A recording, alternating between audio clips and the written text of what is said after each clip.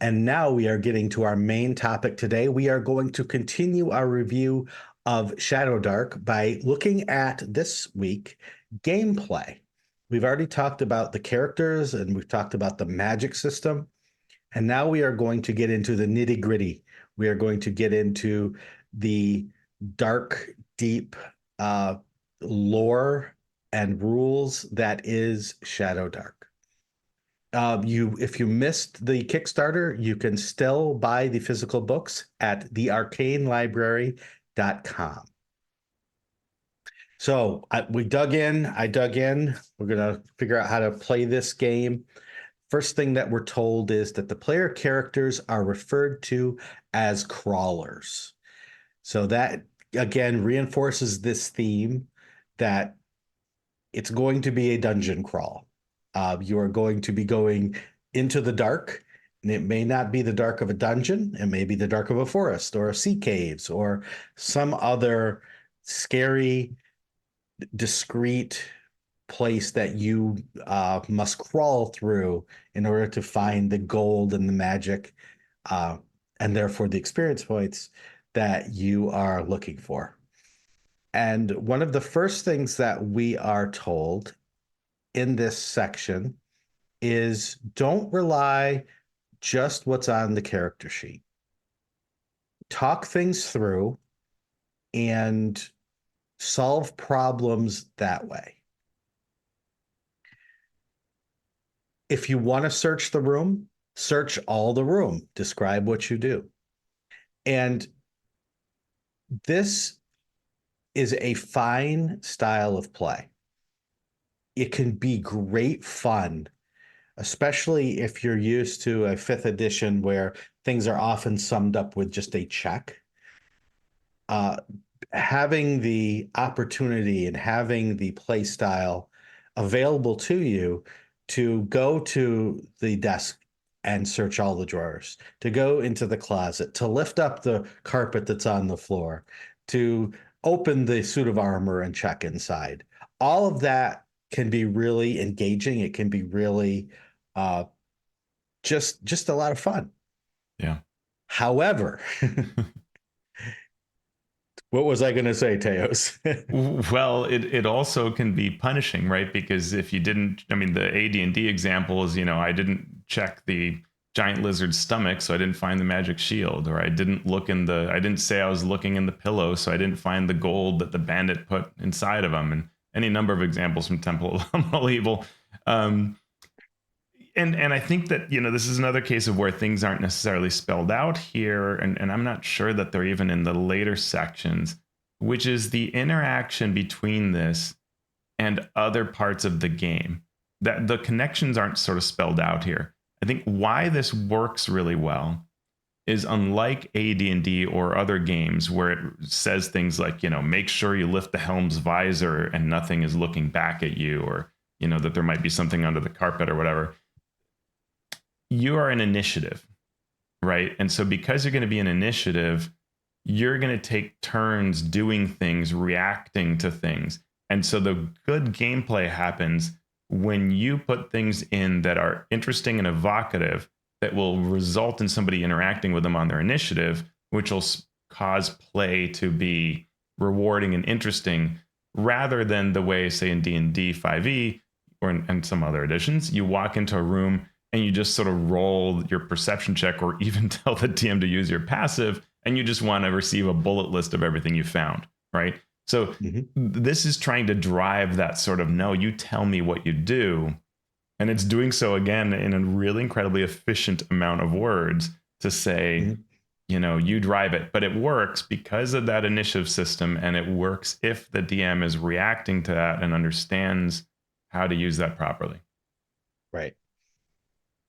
The crux of a game like this is that the game master and the adventure, the setting of the dungeon, has to be top notch. Because if there's a lack of balance, I'll use that word again, if there's a lack of balance to what the game master presents or has created, it can either be way too detailed and boring, Hmm. or way too quick and prone to let something slip. So if you're going through a dungeon and you come to a room with 6 distinct cool objects or areas to be uh, explored, as you're in initiative and as each player goes to a different thing, if there's not something special about it, it turns boring very quickly. I Yeah. check out the pool of water. It's just a pool of water. Okay. I check out the statue. It's Yeah. just a statue. Then, when there is something important 4 rooms away, you're more likely to have the characters not take the time to check it as thoroughly as necessary because they've wasted time. Sometimes they would say it's wasted, sometimes they would say it's not, but depending on your players, wasted time doing all these other things. So they forget the statue in this room Right. and then they miss the important thing.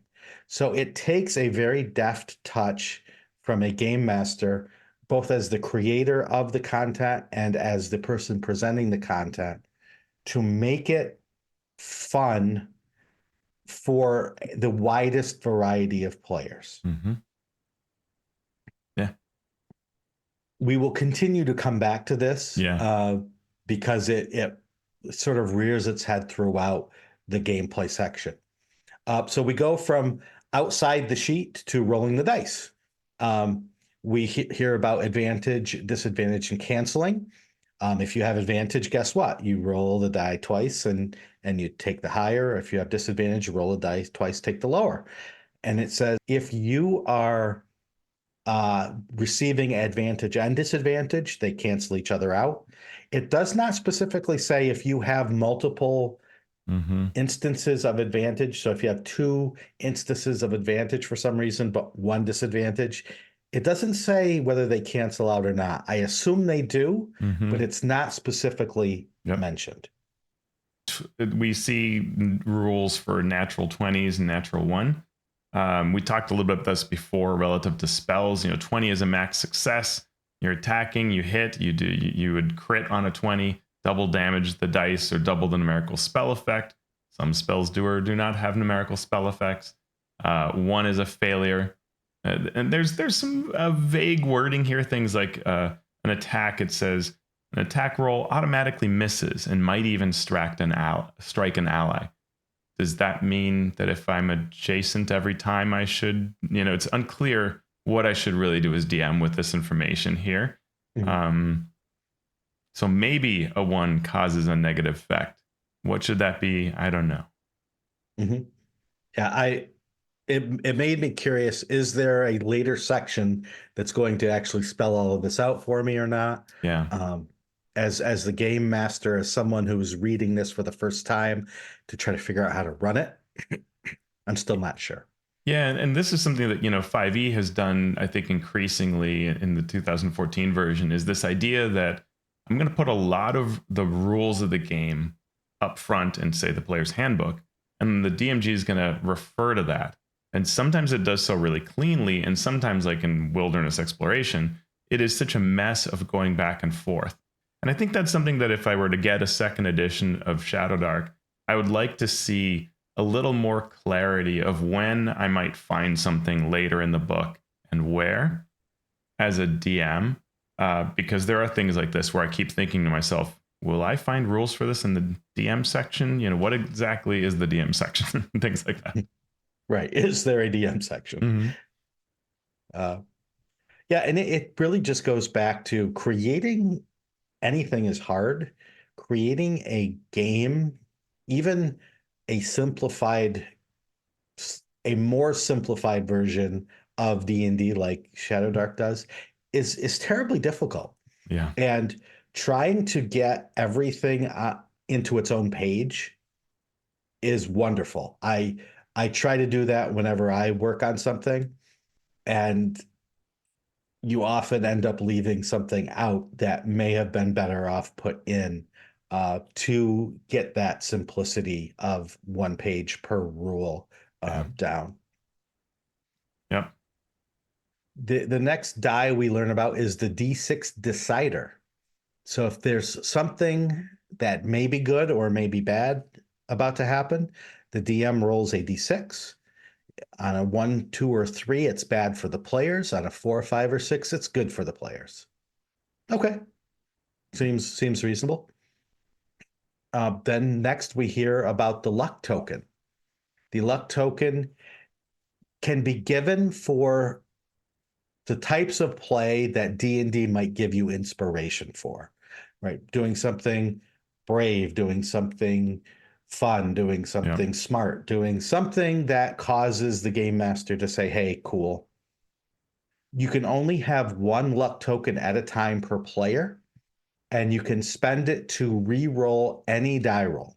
Doesn't say D20 roll, it says any die roll. So that D6 decider roll, I guess technically you can use that to re-roll that, or damage rolls, or healing rolls, unless later we're told otherwise. Well, I guess that might be a DM roll. It does say any roll you just made. So if your DM let you roll the decider, then you could. Okay. Okay, perfect. Thank you. But yeah, but it is interesting, this idea. And then you have to use the new result. It's not a best of. And what I hear is that, this is one of these cases where luck tokens sort of are an important part of play that isn't spelled out here to the GM, because things like when we reviewed spells and how, your spellcasting can get shut down. If you're a spellcaster, you're probably going to want to really reserve these luck tokens for canceling out, or hopefully canceling out, a spellcasting failure. But that also means other classes can then have more latitude in the application of luck tokens to things like attacks or interactions with the environment, right? Things like that. Yeah. And we are told that if you give out 2 to 3 luck tokens per player per session, you're leaning toward a more pulpy game, sort of quick action pulp.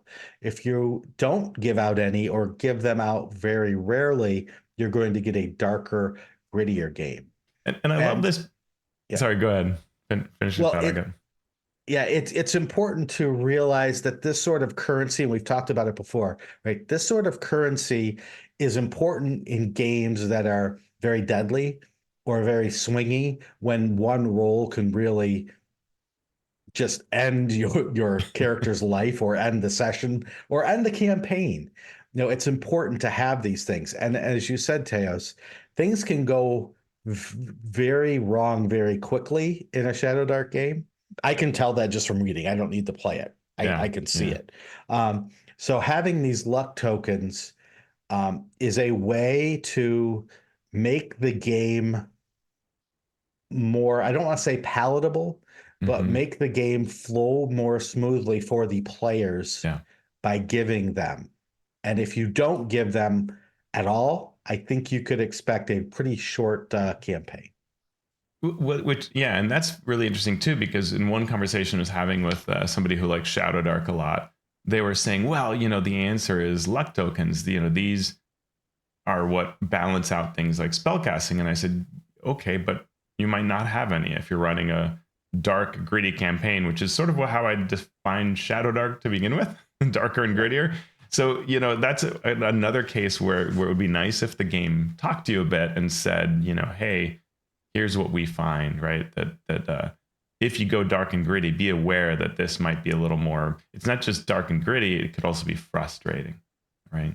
Because the luck tokens enable this kind of play. All right, now we get into using stats, which basically just tells us the difference between the various stats. And if you are familiar with 5e/D&D, you are familiar with the stats and pretty much what they are used for.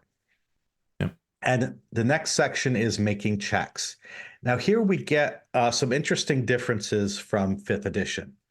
I think, because the book tells us, the text tells us, usually you succeed at what you're trained to do without rolling. So a wizard can read the magical runes because that's what wizards do. The thieves can find traps automatically if they're looking in the right place. You can see threats that are sailing above you without having to make a check. You can find the secret doors in a passage if you look for those secret doors in the passage where they are. No checks required. And the same thing for social encounters. It says what you say is what you say. And if it would work, it works. You don't need to make charisma checks in order to get someone to believe you if what you say is believable. That said, we then get the DCs for the different types of checks, easy being 9, normal being 12, hard being 15, or extreme being 18. The GM should call for checks, we are told, if the following is true. The action can have a negative consequence if it fails. It requires skill, and there's a time pressure in order to perform this. You're doing it under duress. So it's pointing you in a direction, but it's not quite going all the way to say exactly when a check should be made versus when it shouldn't.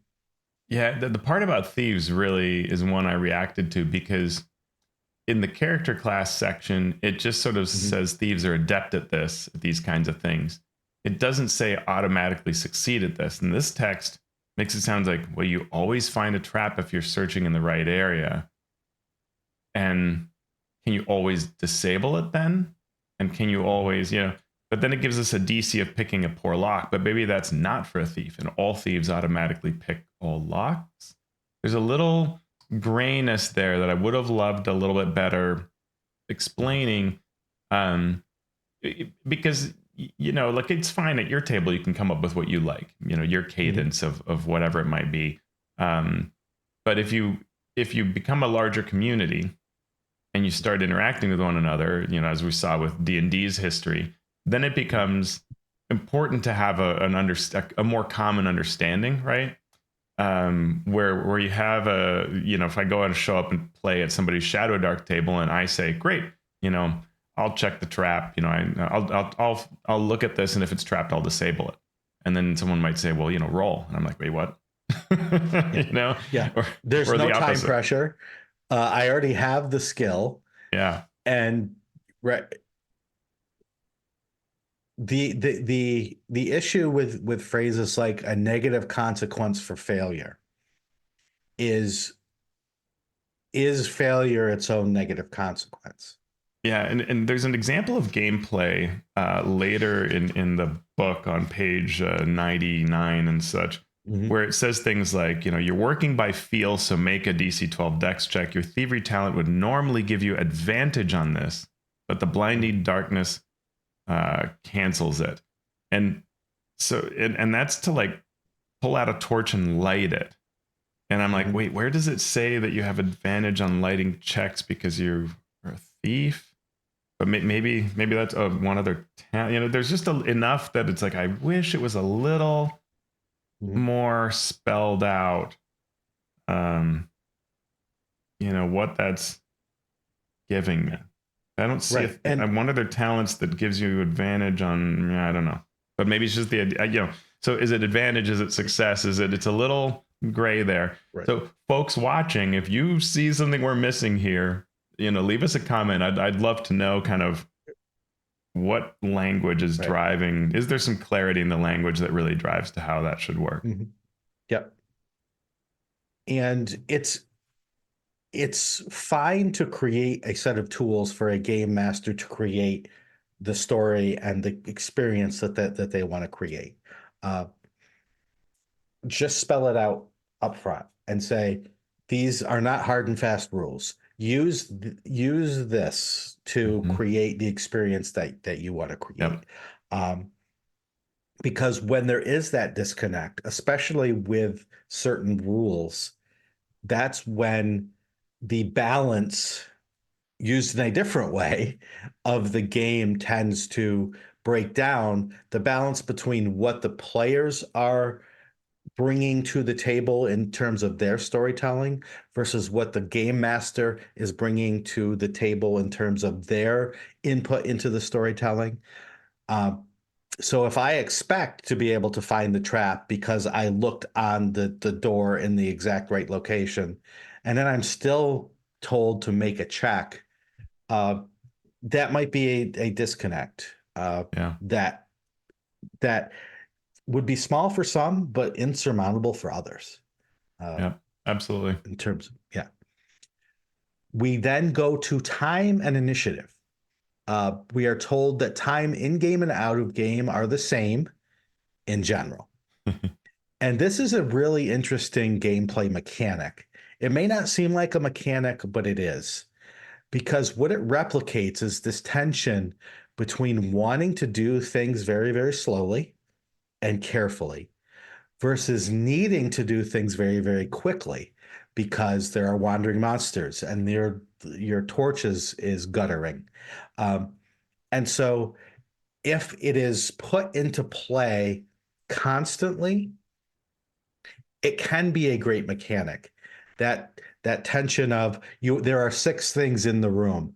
Are you Yeah. going to check all six things? Well, let describe exactly to me how you do this.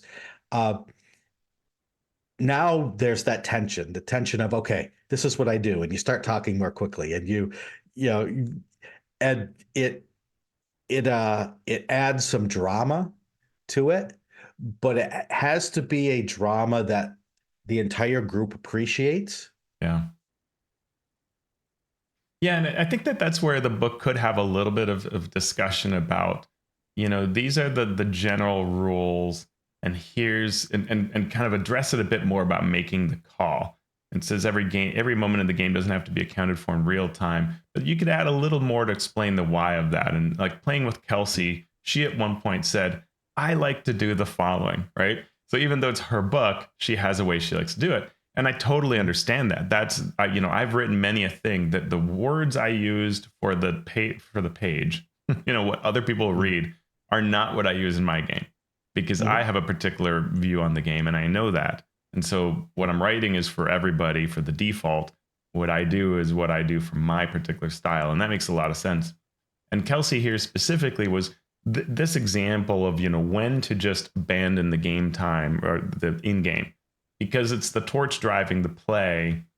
So you want to know when that timer is going to run out. So if you hand wave things, you should be then adjusting the timer. So that's why it says when time passes, the GM players move any timers down, right? Spells, whatever you might have, the torch, that needs to be adjusted as well, which can be a bit of a pain, right? With whatever you're using to track things.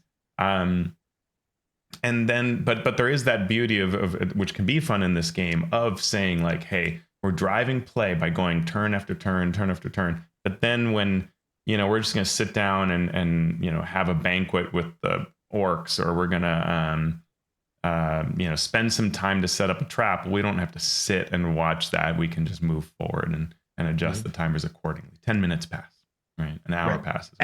And I would totally agree with that, except the example that is given. If the characters want to spend 10 minutes examining a room from top to bottom, the GM and the players can agree that time passes. The whole, we just got this in game and out Mm. of game are the same. And my best example in my head was, yes, examining this room, you need to be detailed, you need to up the tension. Are we going to find the hidden gold? Are we Yeah. going to trigger the trap? Are we going to unleash the monster? Yeah. Do we do it quick enough before the torch goes out? All that tension. And now we're just going to say, okay, we spent 10 minutes searching the room. What do we Yeah. find? Yeah. It seems to fly right in the face of everything that the game was trying to establish last paragraph. So I I think it does. understand. Yeah. No, it Yeah. does. It is contradictory, but it's the acknowledgement that there are just going to be some cases where there's going to be, like if you were preparing defenses for an attack from somebody, Mhm.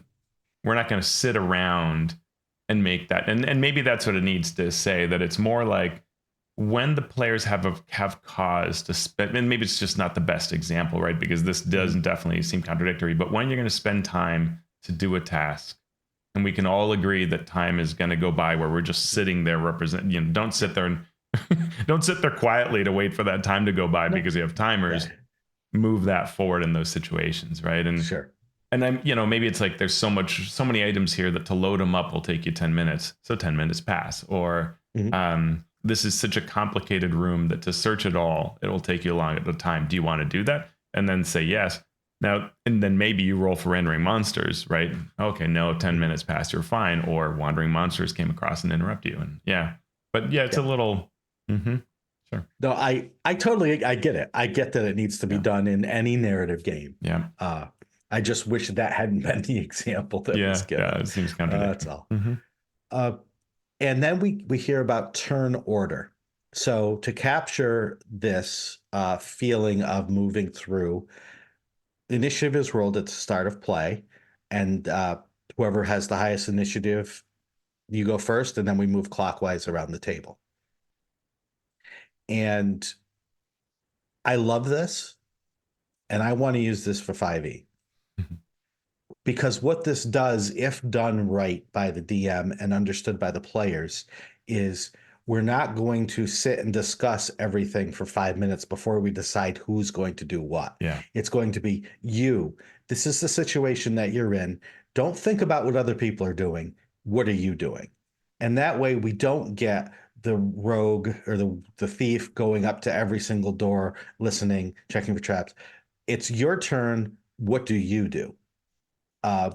It may not be the smartest play. It may not be the most effective play, but it is the play that the game is going to encourage, and I love it.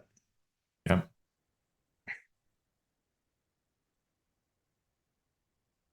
And there's a lot here that as a new player or a new GM, it's a little overwhelming, right? There's our overall group turn, to the things I do in my turn, the things the GM does in their turn, and when to go between these different modes. Because I think just the time passes, you kind of like, we've just tried to grok that. And then we get, freeform mode.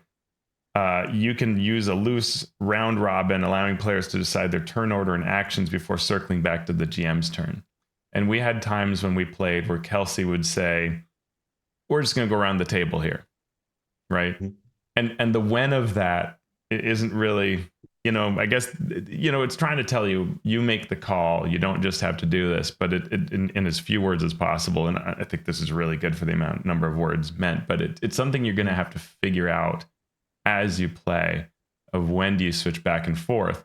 And the important part is you want to come back to that initiative, because that's the core experience.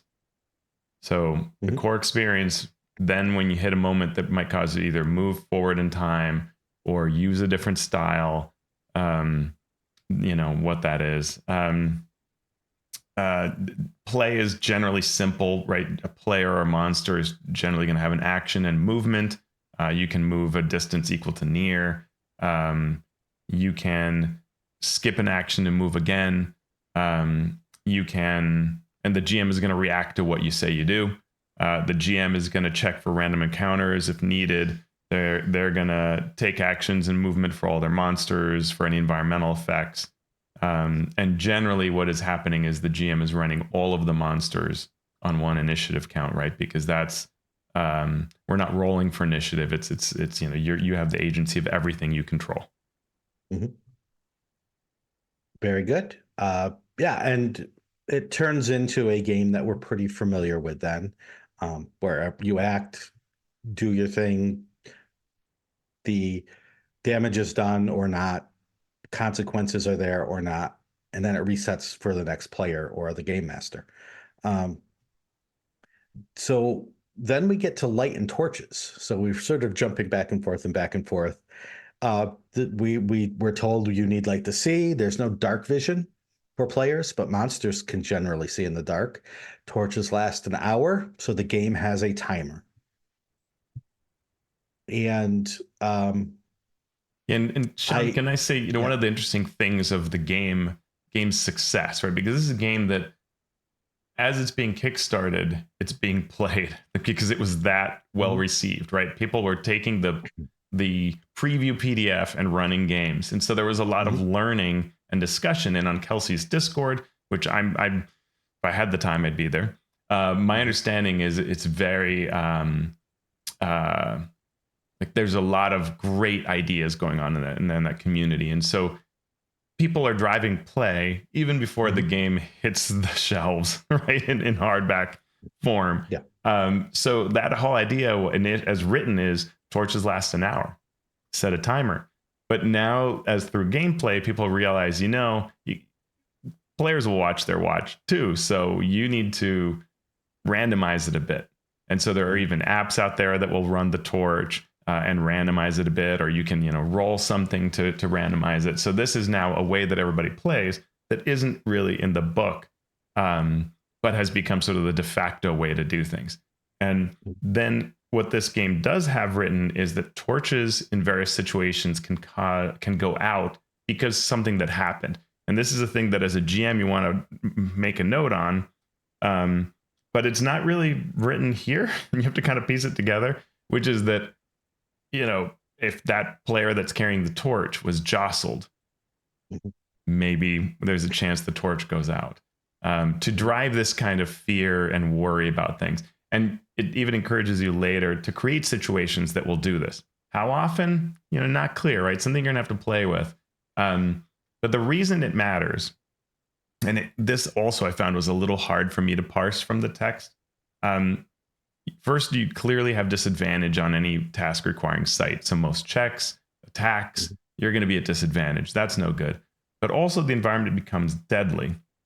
And the GM checks for random counter every crawling round. So there's a high probability that, or at least a decent probability, that every round of combat is a round in which another monster or group of monsters could show up with you having disadvantage to fight them. The other thing is that lighting a torch is a check. So you may or may not successfully light a torch on the round that you try to do it, and then your characters are spending actions trying to light instead of fight or move, or you can move and light, but do all that they want to do. They have to focus on this lighting of the torch, which is cool, and it certainly was a lot of fun when we dealt with it. But it's not quite all shaped here the way that I'd like to really be clear about. Okay, I get it, and I think it's important because what I want is to drive the player behavior and have the GM have all those things be in sync. The player behavior, the GM behavior in your first session versus having to say go online and figure out what everybody's doing and how it all works. And there is a great joy and a great opportunity in having a community designed game. And that's where this is so strong, because the game is so well presented. The game is so clear in terms of the theme that it's trying to capture, that it benefits from not being as tightly put together as we might like as game designers. But that is the risk, right? The risk is we played it, it didn't quite work. Do I spend 2 hours online talking to other people who have run this and made their own rules, or do I just go play a different game? Yeah. And there's no right or wrong answer to that. And obviously this community and this game has captured the imagination of a lot of folks. And so in that sense, it's very strong. The question is, will the audience be willing to do that forever? Yeah. Or is it just capturing a limited player base that is willing and wants to build their own game as they go? Yeah, I mean, and I think that because of the unique position that this game is in, I mean, I think fans would easily fund a second edition relatively soon, because you could now take this, awesome book and you can make a version with the DM stuff in one book and the player stuff in another, because there are only so many classes, but all of these releases that have come on and the Cursed Scroll and everything, you could pull that all together, plus all of the things that the audience has learned. So when you do have a connected player base, or at least enough of your player base connected, you could do this if the players support it. And it could be actually really exciting and fun for everybody. A lot of games, that's not going to be the case, right? Try convincing folks that it's an advantage that you might need to republish the book to account for all the things that have happened since publication. Other people call that a problem. Yeah. You know, Yeah. 3.5 or anything like that, right? Like, Mhm. you know, so Yeah. Yep. And I am running out of voice.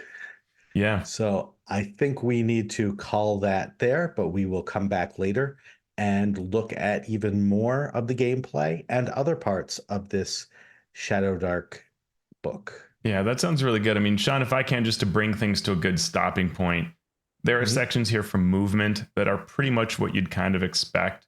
Maybe the one interesting piece is that you can move through allies and you can move through enemies with a check to kind of get through their square. Resting is about what you'd expect, but if you are somehow interrupted, there's a check to make sure whether you regain things or don't. That's interesting. You can put torches together to make a campfire, which is an interesting piece of the rule. And then based on your danger levels when encounters happen.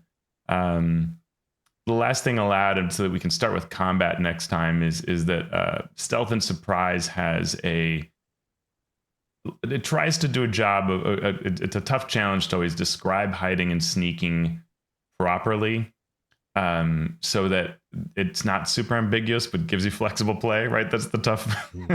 Could you have something harder to do? So that they have a kind of distinction between sneaking and hiding that is not kind of fully clear from these rules. But surprise gives you advantage, and you get to take a turn before the combat initiative roll if you have surprise, which is kind of cool. And then next time we can start off with combat. Sounds good. I want to thank everybody out there for listening. And I want to thank specifically our Patreon supporters, our Master of Dungeon supporters, our Master of Realm supporters who get a shout out in our show notes, and the Masters of the Multiverse patrons. We're going to give you a shout out here, and we'll see how many coughing fits I go through. You want me to do read it? This. Oh, please. Thank you to Keith Amon of The Monsters Know What They're Doing, Lou Anders from Lazy Wolf Studios, Craig Bailey, Steve Bissonette, Merrick Blackman, who's been on fire with all the blog posts, Evil John Carney, I like your dancing, Darren Chandler, Seth Eckel, Andy Edmonds at Nerdonomicon, Nathan Fuller, everybody go back, Andy's a Kickstarter, Nathan Fuller, The Mighty Jerd, great blog posts or great discussions recently, Ben Heisler and Paige Laitman, I got to play Mothership with them, Sean Hurst, Chad Jackson, great seeing you, Brian King, Jim, which was great to hang out with him, Jim Klingler, aka DM Prime Mover, Chad Lynch, the Mathemagician, Eric Mengi, so good, the Micro Ant, Sean Molly, Falcon Neal, Mike Olson, Mighty Zeus, Post Fiction RPG Audio, Robert Pasley, Vladimir Prenner from Croatia, Chance Russo at Drago Russo, Ross Sandberg, Andy Shockney, Krishna Simons, Tres, Joe Tyler, James Walton, Graham Ward, thanks for last episode, and Chris Webster. So thank you, everybody. As Shawn always tells us, if you like our show, two things you can easily do. Consider supporting us if you don't already by the patreon.com/masteringdnd, and leave us a review on the podcast listener of your choice that you happen to use. Subscribing via YouTube helps us, giving us those thumbs up, notifications. That's all fantastic if you want to see our faces. You can find Shawn on all the super cool media places and also the terrible ones at Shawn Merwin. You can find me at alphastream.org, and then you can get to basically everywhere else, including I'm mainly on Mastodon. And Shawn, what are we going to do now? I'm going to go kill some cough drops. Now I want to design a cough drop monster. All the best to you, Shawn. Get better soon. I'll talk to you when you can talk.